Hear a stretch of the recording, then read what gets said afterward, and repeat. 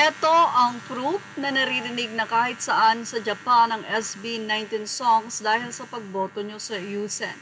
From Chiba kami, andito kami sa Nara for summer vacation. Nagulat kami ng anak ko nang marinig namin ang Dam by SB19.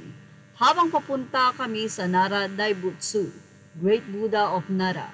Nung napadaan kami sa Heso Tea House, ayun, narinig namin.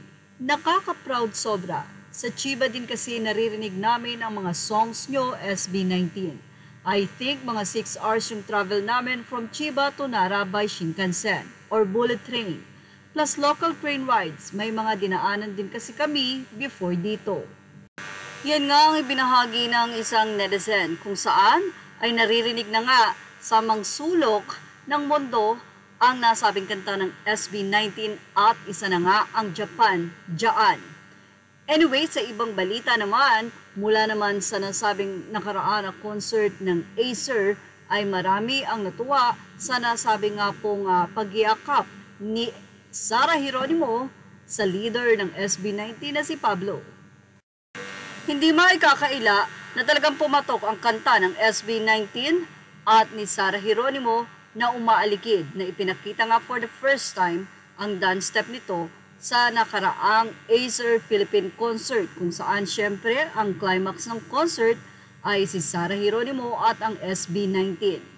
Ang pinaka-finale nga na nag-performa ang SB19 dahil sila ang ambassador ng Acer. At syempre, hindi naman maikakaila na talagang sabi nga natin ilang persyento ng fans na naroon ay fans ng SB19 ang tinatawag nilang 18. Anyway, marami nga ang natuwa pagkatapos ng performance ang hindi ina-expect na pagyakap ng pop star na si Sarah Geronimo sa pinuno ng SB19 na si Pablo.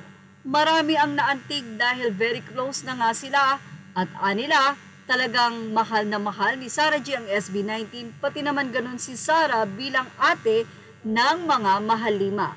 Ito nga po ang kinaantigan ng netizen na nag-comment pa nga sila, ay kinlig ako kila Pablo at Sarah.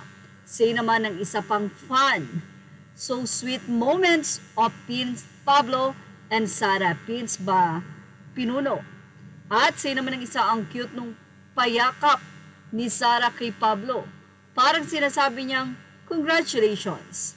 SB19 is having so much fun with Sarah's presence. Well, ano ang masasay nyo about dito? Ilagay na ang inyong opinion sa ating comment section. Images are all credit to the rightful owners. Thank you for watching Showbiz Now. Please like, share, and subscribe.